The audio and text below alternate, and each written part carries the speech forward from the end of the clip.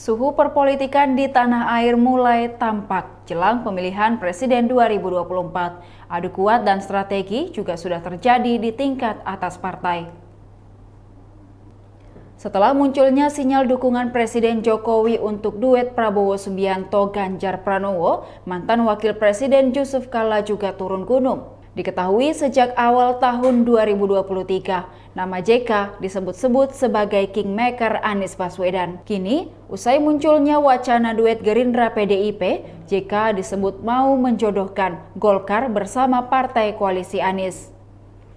Wakil Ketua Umum Golkar Doli Ahmad Kurnia pun mengakui adanya arahan JK sebagai senior di Golkar untuk mempertimbangkan membentuk koalisi besar bersama partai pengusung Anies Baswedan.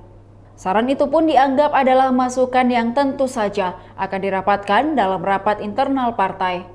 Terkait kemungkinan arah dukungan ke Anies terjadi, Doli mengatakan sejak awal Koalisi Indonesia Bersatu bergabung dengan visi yang sama untuk membangun konsepsi Indonesia 5 tahun ke depan.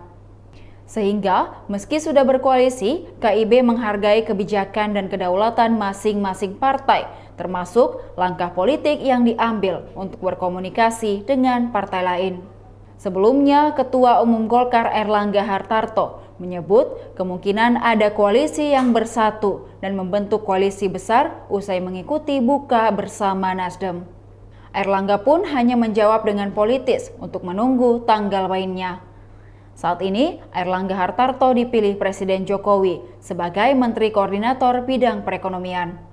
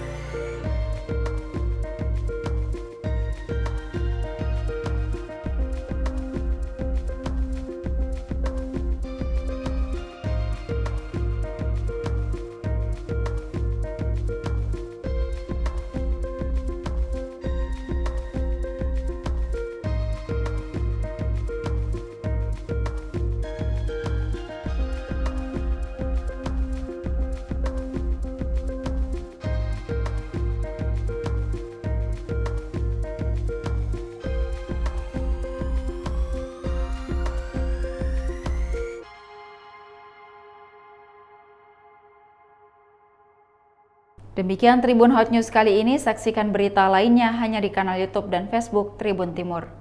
Terima kasih sudah nonton, jangan lupa like, subscribe, dan share ya!